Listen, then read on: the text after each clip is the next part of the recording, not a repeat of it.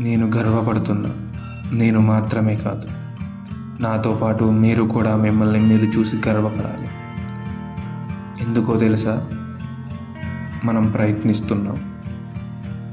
అలసిపోయి బద్ధకంగా అనిపించినా, నిద్ర లేవాలి అని అనిపించకపోయినా, ఈ నాటకీయ సమాజంలో ఇమడలేక ఒంటరిగానే ఉండాలి అని అనిపిస్తున్నా, తప్పక కుటుంబం కోసం, మన వారి కోసం, రేపటి కోసం నిద్రలేచి శరీరాన్ని భారంగానే నెట్టుకుంటూ నలుగురితో కలిసి పనిచేయడానికి బయలుదేరుతుంది.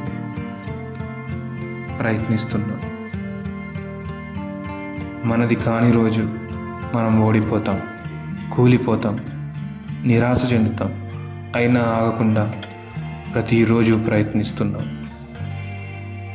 మరో రోజుని పూర్తి చేసేందుకు ఓ చిన్న ప్రయత్నం చేస్తున్నాం.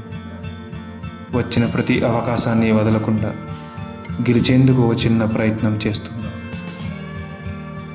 ఈ చిన్న చిన్న ప్రయత్నాలు మనల్ని ఎక్కడి వరకు తీసుకెళ్తాయో తెలియదు, కానీ ఖచ్చితంగా తెలుసు, అరే అప్పుడు ఆ చిన్న ప్రయత్నం చేసుంటే బాగుండేది అనే బాధ నుండి మాత్రం మనల్ని చాలా దూరంగా తీసుకువెళ్తాయి.